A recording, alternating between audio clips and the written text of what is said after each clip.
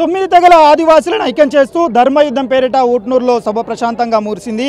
గతంలో యుద్ధమం సభలు నిర్వహిస్తున్నారంటేనే ఆందోళనలు కనిపించే పరిస్థితి, పోలీసులు మోహరించే పరిస్థితి. ప్రస్తుతం ధర్మయుద్ధం ప్రశాంతంగా ముగిసింది.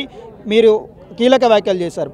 తెలంగాణలో మార్వాడి గో బ్యాక్ నినాదం ఎంత ఉధృతంగా సాగిందో, అసలు ఈ రాజస్థాన్ నుండి వచ్చిన లంబాడాల గో బ్యాక్ నినాదాన్ని ఎందుకు తెలంగాణ సమాజం ఎత్తుకోవడం లేదని చెప్తున్నారు. ఎట్లా చూడొచ్చు ఆ వ్యాఖ్యలు? వాస్తవంగా బరాబర్ అడుగుతానమన్న, తెలంగాణ రాష్ట్రంలో లంబాడి ఆంధ్ర గోబ్యాక్ అనే ఉద్యమం చేసినాం. 60 ఏళ్ళుగా మనం ఆంధ్ర గోబ్యాక్ ఉద్యమంలో గోసపడ్డాం. ఆంధ్రతోని సక్సెస్ అయిన తెలంగాణ రాష్ట్రం వచ్చింది. ఇవాళ ఆదివాసులం, నేటివ్ ట్రైబల్స్, నేటివ్ ఆదివాసులం, ఈ గడ్డ మీద పుట్టినాం, ఈ మట్టిలో పుట్టినాం.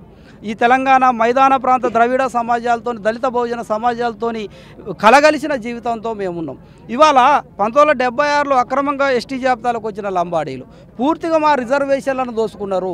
విద్యా, ఉద్యోగ, ఉపాధి, రాజకీయ రంగాలలో దోసుకున్నారు. మా ప్రాంతాలకు మైగ్రేషన్ అయ్యి వచ్చిండ్రు. కాబట్టి గోసపడతానమని కొట్లాడుతూ ఉంటే ఆ గోసపడే ఆదివాసీల పక్షాన మైదాన ప్రాంత సమాజం ఎందుకు వస్తలేదు? మొన్న మార్వాడి గోబ్యాక్ అని అన్నాం కదా.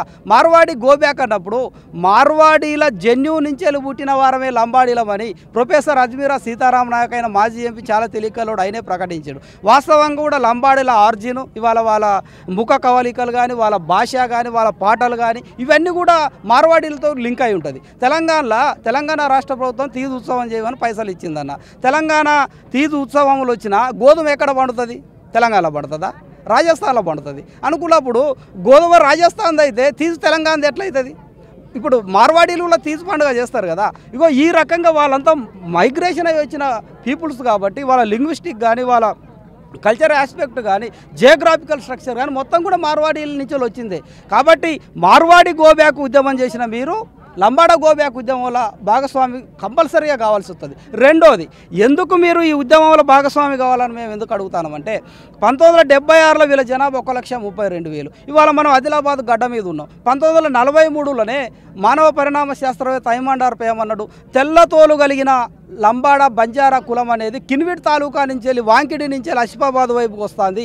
ఒక్కసారి కనుక ఒక లంబాడ కుటుంబం గోండు గూడెంలకు వస్తే లంబాడ కుటుంబాలు ఇటుపక్క వెరుకుండా పోతే గోండు గూడెలు ఖాళీ అవ్వకుండా పోతాయి. గూడెం తండాలైతే 43లోనే చెప్పిండు. 73లో మళ్ళొక్క తప్పొచ్చి కూడా ఆయన చెప్పిండు. ఆయన చెప్పినట్టే ఇవాళ 1,32,000 జనాభా ఇవాళ తెలంగాణ రాష్ట్రంలో 60 లక్షలు వెళ్ళదు. మేము చెప్తలేము, లంబాడీలే చెప్తారు. మరి 1,32,000 జనాభా 60 లక్షలు ఎట్లయింది? ఇవాళ ట్రైన్ రూట్ ప్రాంతాలలో ఎక్కడికి చూసినా కానీ లంబాడీల వలస ఉన్నది కదా. 60 ఎమ్మెల్యే స్థానాలు తలకిందులు చేసేంత ఇవాళ లంబాడీలకు ఉన్నది కదా. అనుకున్నప్పుడు ఏ కులానికన్నా ఉన్నదా? 60 ఎమ్మెల్యే స్థానాల్ని తలకిందులు చేసేంత ఓటు బ్యాంక్ ఏ కులంకి లేనప్పుడు ఈ ఓటు బ్యాంక్ ఎక్కడి నుంచి వచ్చింది? వలస వచ్చిన ఓటు బ్యాంకే కదా. కాబట్టి ఈ వలసల పైన తెలంగాణ మైదాన ప్రాంతం స్టడీ చేయాలి. అనేక మంది ఇంటలెక్చువల్స్ ఉన్నారు, ఇవాళ ప్రొఫెసర్లు ఉన్నారు, రాజకీయ నాయకులు ఉన్నారు. వాళ్ళు రేపు పొద్దుగాల ఒక డిమాండ్ పెట్టినరు, కాబోయే ముఖ్యమంత్రి మేమే అంటారు. తెలంగాణలో 4 కోట్ల జనాభా, 60 లక్షలు అంటే 1/3 జనాభా వచ్చిండ్రు. ఇంక 20 సంవత్సరాలు పోయేది ఉంటే ఇవాళ తెలంగాణ ముఖ్యమంత్రిని ఎవరు డిసైడ్ చేస్తారన్నా? లంబాడీలే కదా, వలస లంబాడీలే కదా. ఆంధ్రాలు జరిగిన నువ్వు భవిష్యత్ తెలంగాణని కాపాడుకోవాలంటే వలస లంబాడీలు తెలవాలనేది మా యొక్క ఆదివాసీ సంఘాల విన్నపం. తెలంగాణ మైదానం లంబాడాలకు సంబంధించిన ఆ ప్రొఫెసర్లు కానీ, ఆ కీలక నాయకులు కానీ ఆదివాసీ గోండు సమాజమే వలస వచ్చిందని చెప్తున్నారు. అసలు భారతదేశంకు సంబంధించిన వాళ్ళే కాదంట. ఎట్లా చూడాలి? ఇప్పుడు ఇది కీలకమైన వాక్యం. అమర్ సింగ్ తిలావత్ మాట్లాడిండు, వీళ్ళు మాట్లాడిండు. గోండులు ఇక్కడికి వలస వచ్చేది ఉంటే, గోండు అనేది పెద్ద కమ్యూనిటీ భారతదేశంలో, అది కాన్స్టిట్యూషన్ కూడా డిక్లేర్ చేసింది. గోండు కోయా తెగలు అనేటివి భారతదేశంలో అన్ని రాష్ట్రాలలో ఉంటాయి. ఎందుకంటే పూర్వం గోండ్వానా రాజ్యాలు నడిపిన సందర్భం మనకి చరిత్రలో కనపడుతుంది. అనుకున్నప్పుడు ఇక్కడ నిర్మల్ కోట మనం చూస్తాం, ఇటీవల అభివృద్ధి చేసే ఊట్నూరు కోట మనం చూస్తాం. మరి వీళ్ళు స్థానికులైతే ఇక్కడ రాజరికం ఎట్లా చేసిండ్రు? ఇక్కడ స్థానికులైతే ఈ గోండు గూడాలకు మొత్తం కూడా ఏం పేర్లు ఉంటాయి? గూడ అనే ఉంటుంది కదా.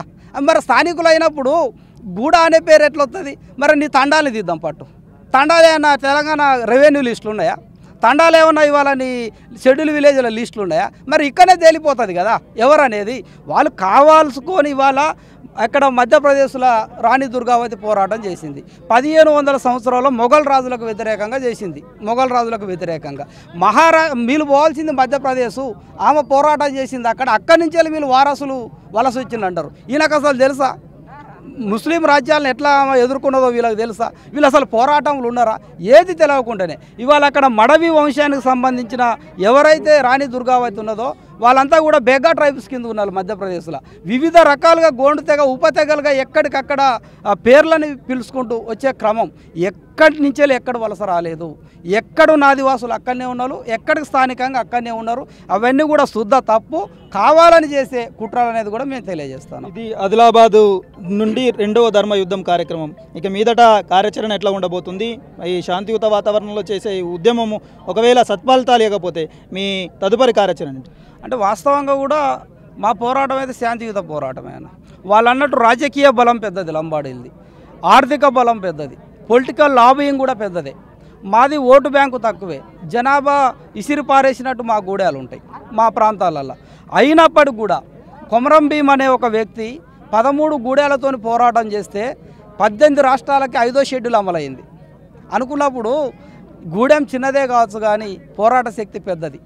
అది గుర్తుపెట్టుకోవాలి ప్రభుత్వాలు. ఇవాళ రామ్జీ గోండ్ పోరాటం, బిర్సా ముండా పోరాటం, సమ్మక్క సారలమ్మల పోరాటం, మాకు పోరాట వారసత్వం ఉన్నది, కొట్లాడే లక్షణాలు ఉన్నాయి, త్యాగాలు చేసే గుణాలు ఉన్నాయి. మా బ్లడ్లో ఇంకా వాళ్ళ వారసత్వం మసులతోనే ఉన్నది. అయినప్పటికీ కూడా మాకు అన్యాయం జరిగింది కాబట్టి సింపతైజుడ్గా 50 ఏళ్ళుగా జరిగే అన్యాయానికి వీళ్ళు పరిష్కారం చూపండి. అది రాజ్యాంగపరంగా మేము తప్పుగా అంటలేం, రాజ్యాంగపరంగానే చూపెట్టండి. ఒకవేళ కనుక మీరు రాజ్యాంగాన్ని అమలు చేయనప్పుడు మా కొమరం భీం ఏమన్నాడు? మావా నాటే మావారాజు అన్నాడు, మావారాజు మావా సర్కార్ అన్నాడు. అదే ఇంప్లిమెంటేషన్. నీకు చేత కానప్పుడు మేము తరిమి కొడతాం లంబాడీల్ని. ఆ పరిస్థితి రాకుండా ప్రభుత్వ బాధ్యులుగా ప్రజాస్వామ్యాన్ని మేము గౌరవించుకుంటేనే మేము ప్రభుత్వానికి విన్నవిస్తాను. అన్ని శాంతియుత పోరాటాలే అన్న. ఇవాళ రేపు పొద్దుగాల డిసెంబర్ 9 ఆసిఫాబాద్లో ఉంటుంది. కోయ ప్రాంతం మేడారం అయిపోయినాక కూడా మేడారం జాతర ఉన్నది కాబట్టి కొంత డిస్టర్బ్ చేయొద్దని అక్కడ కార్యాచరణ లేదు. మేడారం తర్వాత కూడా జాతర తర్వాత కూడా అక్కడ కార్యాచరణ ఉంటుంది. రాష్ట్రంలో ఉన్న 2000 గూడాలు మేము ఏకం చేస్తాం. ప్రతి విద్యార్థికి మేము దాన్ని అర్థమయ్యేటట్టు చెప్తాం. నిరుద్యోగ యువతని విద్యార్థులు ఐక్యం చేస్తాం. మా పోరాటం రేపు పొద్దుగాల ఏ రూపమైన తీవ్ర రూపం దాల్చవచ్చు. సహనాన్ని పరీక్షించొద్దంటాను. గోసపడతానం కాబట్టి న్యాయం చేయండి. సహనాన్ని పరుచుకుంటే ఖచ్చితంగా కూడా మా పోరాటాలు మరో కొమరం భీం పోరాటాలుగా తిరిగి వస్తాయి అనేది కూడా మేము తెలియజేస్తాను అన్న. ఇది వర్కింగ్ ప్రెసిడెంట్ అరుణ్ కుమార్ చెప్తున్నది. ఓవరాల్గా తెలంగాణ ఉద్యమం ఏ విధంగా సాగిందో ఆదివాసీ ఉద్యమం కూడా అదే పంతాలో కొనసాగింది. పోరాటాలు కొత్త కాదు, శాంతియుత వాతావరణంలోనే సహనంతో యుద్ధాలు చేస్తున్నాం. ఇది ధర్మయుద్ధం. ఈ ధర్మయుద్ధంలో ప్రశాంతత వాతావరణం చెడగొట్టే ప్రయత్నాలు జరిగితే కొమరం భీం వారసత్వాన్ని మరోసారి రుజువు చేస్తామని చెప్తున్నారు. కెమెరా పర్సన్ ప్రవీణ్తో నరేష్, TV9 ఊట్నూరు నుండి.